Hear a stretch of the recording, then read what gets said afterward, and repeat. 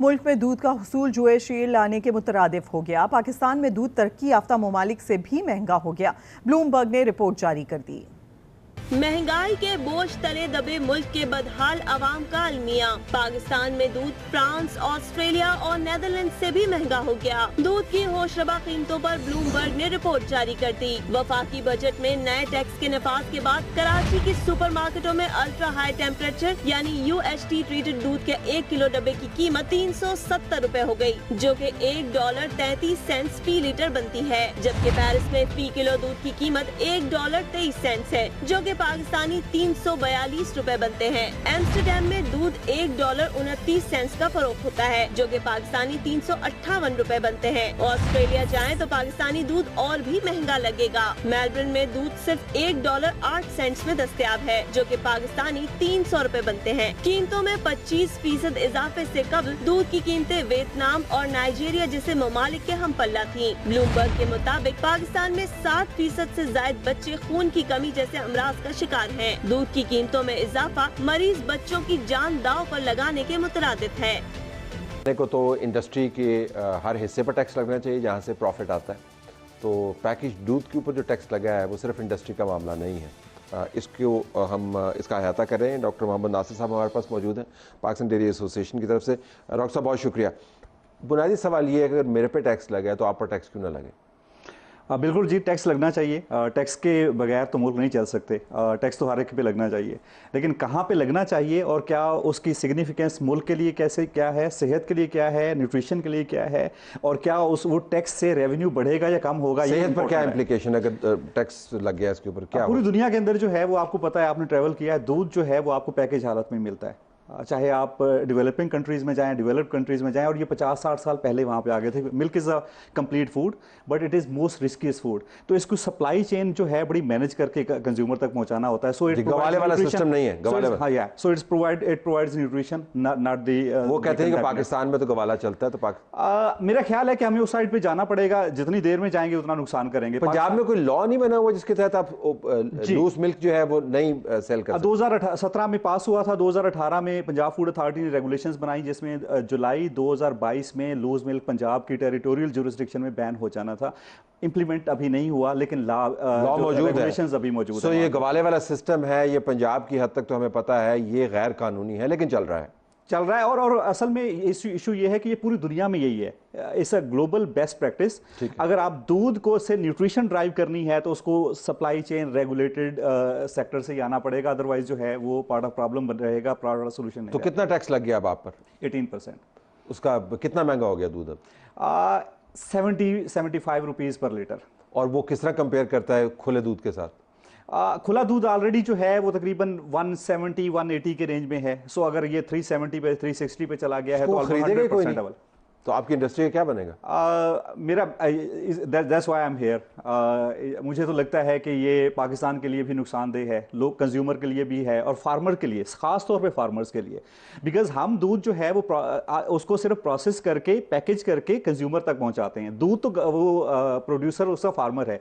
तो फार्मर को जो अफ्लाटॉक्सिन कंप्लाइंट है, एंटीबायोटिक कंप्लाइंट है, जो सेफ्टी कंप्लाइंट दूध प्रोडक्शन करने के साथ हम जो करते थे और जो दूध हमें दे रहा था और जो कंज्यूमर तक सेफ तरीके से पहुंच रहा था, अब वो उसका दूध जो है मार्केट में एडल्ट्रेटेड कंटेमिनेटेड दूध से। लेकिन आपका परसेंटेज बहुत कम नहीं है। कितना परसेंट आपका? 10% है। 8 से 10% टोटल जो हमारा डेयरी सेक्टर है, जो फार्मल सेक्टर में है, बाकी सारा रेगुलेटेड सेक्टर में है, जिस पे बिल्कुल टैक्स नहीं है और जिसको कन्वर्ट होना था जहां से एक्चुअली टैक्स आना था। और हम जो है इस छोटे सेगमेंट के साथ जो है जिसमें एक्चुअली लिक्विड मिल्क का पोर्शन जो है तकरीबन 4 से 5% है। तो डेयरी जो है 10% है, लिक्विड मिल्क जो है 4। उसमें लिक्विड मिल्क में उस पोर्शन में से भी हम 13 बिलियन टैक्स दे रहे थे, क्योंकि हम जो टैक्स हम कह रहे थे हमें टैक्स करें, हम टैक्स देते हैं, आप कंज्यूमर को टैक्स ना करें क्योंकि कंज्यूमर पे नहीं कर सकता। सो हमारी बॉटम लाइन से income tax, corporate tax, super tax की बात में ऑलरेडी 40% गवर्नमेंट को जाता है। सो इसका मतलब ये नहीं है कि हम टैक्स नहीं थे, हम टैक्स थे, हमें टैक्स लगाया गया था, लेकिन अब जो कंज्यूमर पे लगा दिया जिसकी वजह से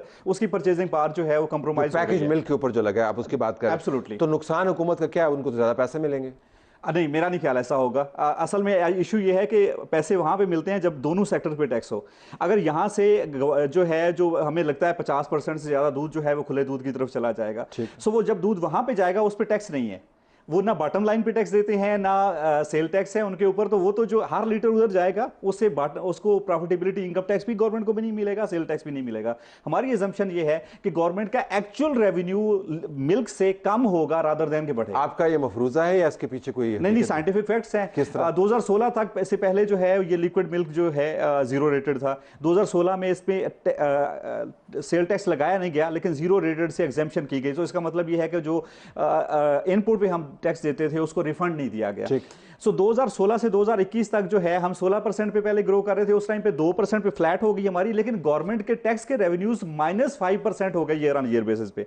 सो जब इन्होंने 2021 में दोबारा जीरो रेटिंग बहाल किया तो हमारी इंडस्ट्री की ग्रोथ 23% है, लेकिन गवर्नमेंट के रेवेन्यू की ग्रोथ जो है वो 53% ईयर ऑन ईयर बेसिस पे है। सो इसका मतलब ये है कि एक्चुअली वो सारी की सारी फ्लैट हो जाएगी। अब हमारी जो इनकम टैक्स से पैसे नहीं जाएंगे, सेल टैक्स से जो कम मिलेंगे गवर्नमेंट को, वो टोटल सेल टैक्स और इनकम टैक्स को मिला के जो अभी मिलेंगे, पहले जो इनकम टैक्स से मिल रहे थे उससे कम मिलेंगे। तो आपकी डिमांड क्या है आसान अल्फाज में? आसान अल्फाज में है कि दूध के ऊपर पूरी दुनिया के अंदर टैक्स नहीं है। अमेरिका जैसे मुल्कों में टैक्स नहीं है, ऑस्ट्रेलिया में नहीं है, कनाडा में नहीं है, हमारे हमसाये मुल्क इंडिया में नहीं है, बांग्लादेश में नहीं है जो IMF प्रोग्राम में है। सो दूध के ऊपर टैक्स नॉट एन ऑप्शन। सो आपने इसे न्यूट्रिशन ड्राइव करनी है, लोगों की हेल्थ।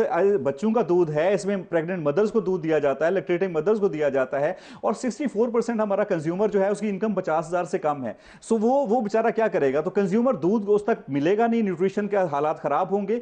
सो हम ये कह रहे हैं कि भाई लिक्विड मिल्क के ऊपर जो है आप टैक्स हटाएं, जो लूज मिल्क से कम्पीट करता है, और जो है वो और हमसे टैक्स लें, कंज्यूमर से ना लें, अदरवाइज कंज्यूमर बाय नहीं कर सकेगा, लूज मिल्क में जाएगा, उसकी वजह से इनफॉर्मल सेक्टर ग्रो करेगा, आपकी फॉर्मलाइजेशन ऑफ इकोनॉमी। हमने पिछले साल जो है 30 बिलियन की एक्सपोर्ट की है मिल्क से, इस साल 60 बिलियन करनी थी, अगले साल 100 बिलियन पे। सो हम एक्सपोर्ट भी कर रहे थे क्योंकि हम बड़ी वायबल मार्केट है। अब ये होता हुआ नजर नहीं आ रहा। हमें लगता है कि अब तो हम वी आर सॉर्ट ऑफ ऐसी पोजीशन में है जहां के ऊपर हमें नहीं लग रहा कि इसका कोई स्कोप है अगर ये 18% टैक्स रहता है। सो इसका मतलब ये है कि एक्चुअली वो सारी की सारी फ्लैट हो जाएगी। अब हमारी जो इनकम टैक्स से पैसे नहीं जाएंगे, सेल टैक्स से जो कम मिलेंगे गवर्नमेंट को, वो टोटल सेल टैक्स और इनकम टैक्स को मिला के जो अभी मिलेंगे, पहले जो इनकम टैक्स से मिल रहे थे उससे कम मिलेंगे। तो आपकी डिमांड क्या है आसान अल्फाज में? आसान अल्फाज में है कि दूध के ऊपर पूरी दुनिया के अंदर टैक्स नहीं है। अमेरिका जैसे मुल्कों में टैक्स नहीं है, ऑस्ट्रेलिया में नहीं है, कनाडा में नहीं है, हमारे हमसाये मुल्क इंडिया में नहीं है, बांग्लादेश में नहीं है जो IMF प्रोग्राम में है।